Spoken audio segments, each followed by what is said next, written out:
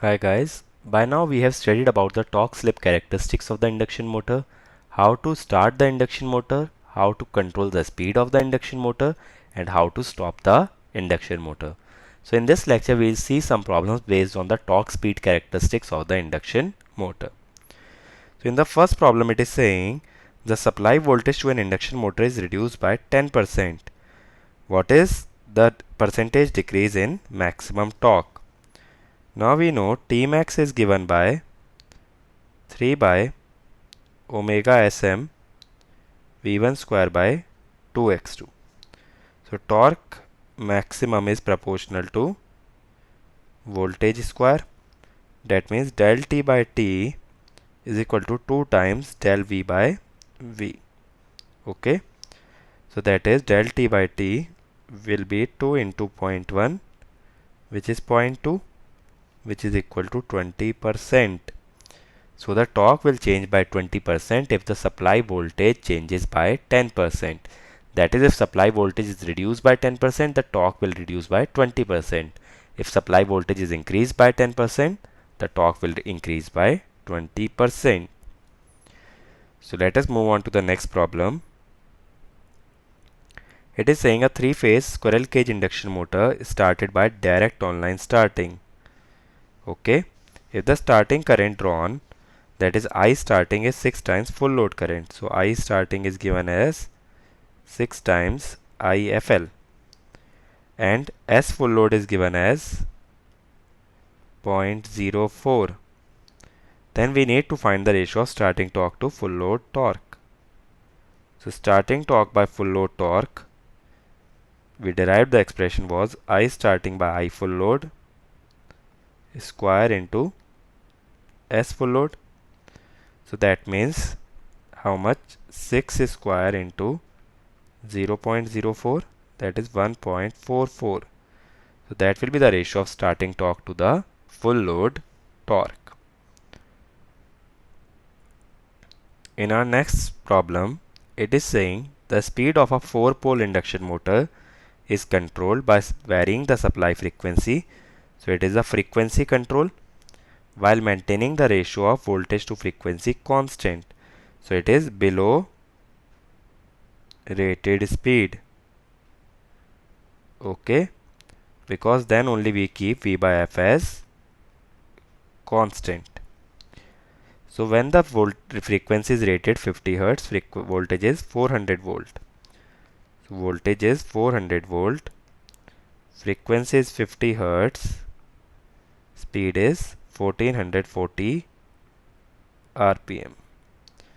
Okay. We need to find the speed at 30 Hertz if the load torque is constant. Now let us determine the synchronous speed at 50 Hertz. Ns will be 120 into 50 by number of poles, which is 4. So it is 1500 RPM. And what is the synchronous speed at 30 Hertz? 120 into 30 by 4, that is 900 RPM.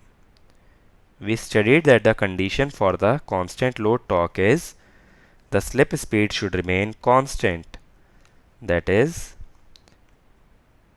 Ns1 minus N1 should be equal to Ns2 minus N2. 1500 minus 1440 is equal to 900 minus N2. So N2 will be 840 RPM. Okay, so the speed of the induction motor at a frequency of 30 Hertz will be 840 RPM. So that is the condition for the constant load torque, that the slip speed should remain same. In our next problem, it is saying a 3-phase 10 kilowatt 400 volt 4-pole 50 Hertz star connected induction motor draws 20 ampere on full load. So full load current is 20 ampere. Its no load and blocked rotor test is given below.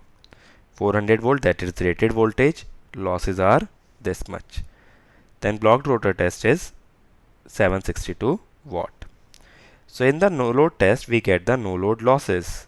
So no load losses are 1002 watt, And in the blocked rotor test, we get the copper losses. But the thing is, copper losses are calculated at 15 ampere, whereas the full load current is 20 ampere. Copper loss is always proportional to current square. That means copper loss at full load by copper loss at any other load will be equal to I full load by I square, which is equal to 20 by 15 square, because full load current is 20 ampere, given current is 15. So copper loss at full load will be 762 into 20 by 15 whole square. So this will come out to be 1354.67 watt. Now we need to determine the motor's full load efficiency. So at the rated condition, output is 10 kilowatt. Efficiency will be output divided by output plus loss into 100%. That is 10,000 divided by 10,000 plus 1,002, 1354.67 into 100%. So this will come out to be 80.92%. So that is the full load efficiency of the motor. Usually the efficiency of motor is low because there are no load rotational losses in addition to the core and copper losses.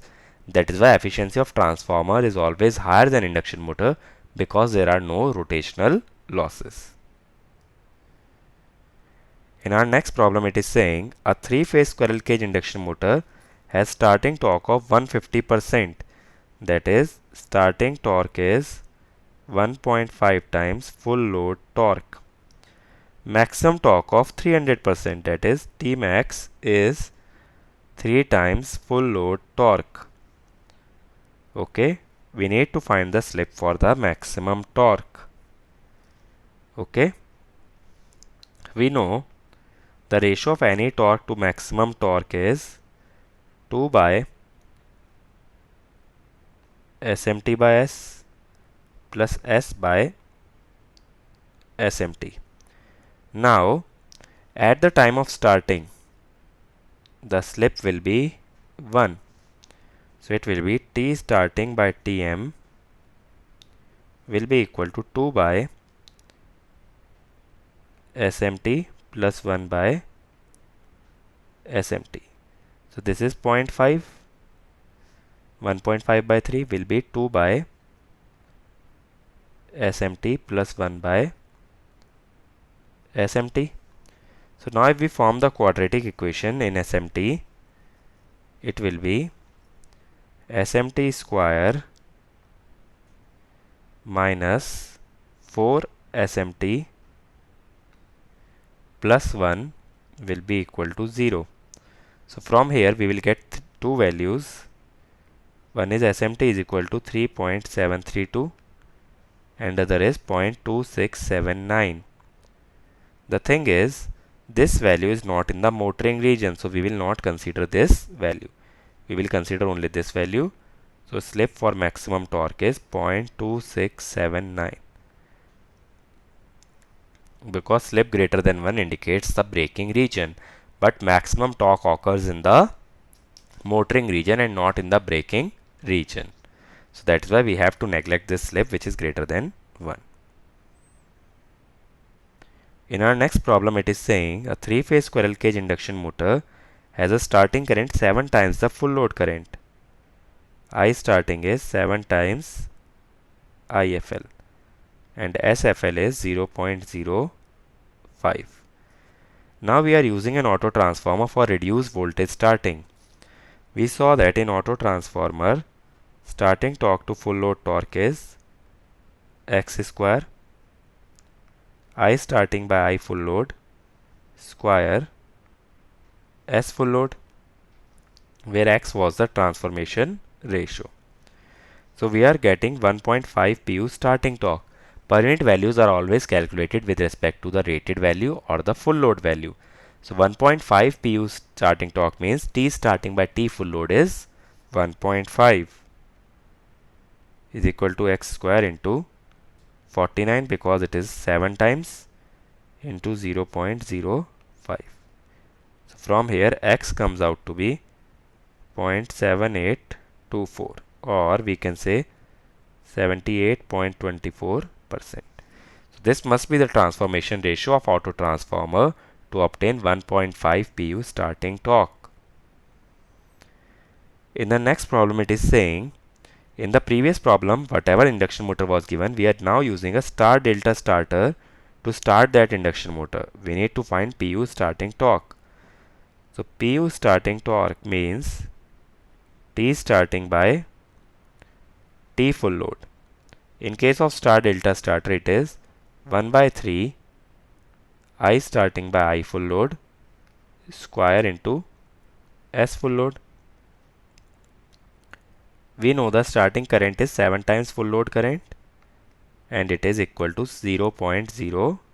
So this comes out to be 0.8166 pu. So starting torque is 0.8166 per unit. That is 81.66% of the full load torque. In the next problem it is saying, we now know that the starting torque should be 0.5 pu. We need to find the per unit starting current. Since it is not specifying any specific starter for this case, we will assume the direct online starting. So T starting by T full load is 0.5. This must be equal to I starting by I full load square into S full load. So 0.5 is equal to I starting pu square into S full load is 0.05. So here per unit starting current comes out to be 3.162. Okay, that is the starting current should be 3.16 times the full load current for starting torque to be 0.5 times the rated or the full load torque. Okay, so do remember the formulas for different starters because that is the most that can be asked from these starters. There is no other concept that can be asked in the GATE examination.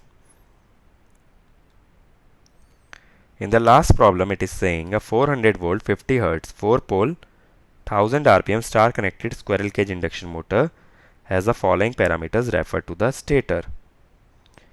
Now we have to neglect stator resistance, that means R is equal to rotor resistance 1 ohm. We need to neglect the core and rotational loss. Now the motor is controlled from a 3-phase voltage source inverter with constant V by F control. That is, we are controlling the speed below the rated speed. We need to find the stator line to line voltage and frequency to obtain maximum torque at starting.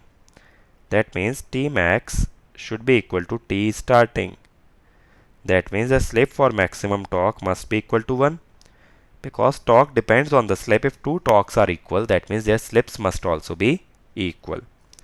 Slip for maximum torque is given as R2 dash by under root RE square XE plus X2 dash whole square. This must be 1. Since stator resistance is neglected, RE will be taken as 0. So this will come out to be R2 dash over X1 plus X2 dash whole square. Sorry, X1 plus X2 dash. This should be 1. Why I am taking X1? If you neglect XM, then XC will be equal to X1. That means R2 dash is equal to X1 plus X2 dash. Okay, but this can be a different frequency. So at a different frequency, the reactances will change because reactances depend on the frequency.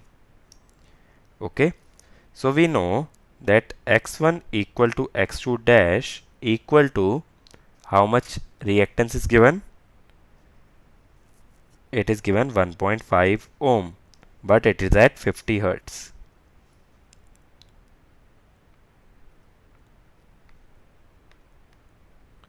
So suppose that now the frequency is f. X is proportional to f. So x1 equal to x2 dash will be equal to 1.5 into f by 50. So x1 plus x2 dash will be equal to 3 into f by 50. That is 0.06 f. Okay. So if we wish to calculate R2 dash is 1 ohm, it is frequency independent. This is 0.06 f. So it implies frequency will be 16.67 Hertz. That means this is the frequency at which starting torque is equal to maximum torque. Now we know we are performing constant V by F control. So V1 by F1 should be equal to V2 by F2. At 400 volt frequency is 50. We do not know the new voltage at 16.67 Hertz. So it gives V2 is equal to 133.33 volt. Okay. So that is how we perform the constant V by F control. So remember, when we are changing the frequency, do not forget to change the synchronous speed and the reactance of the machine under variable frequency control of the induction motor. Okay, so these are some of the problems that have appeared in GATE examination from the topics that we have studied so far. In the next lecture, we'll look at some of the more problems that have appeared in GATE examination over the years. Okay, that we'll see in the next lecture.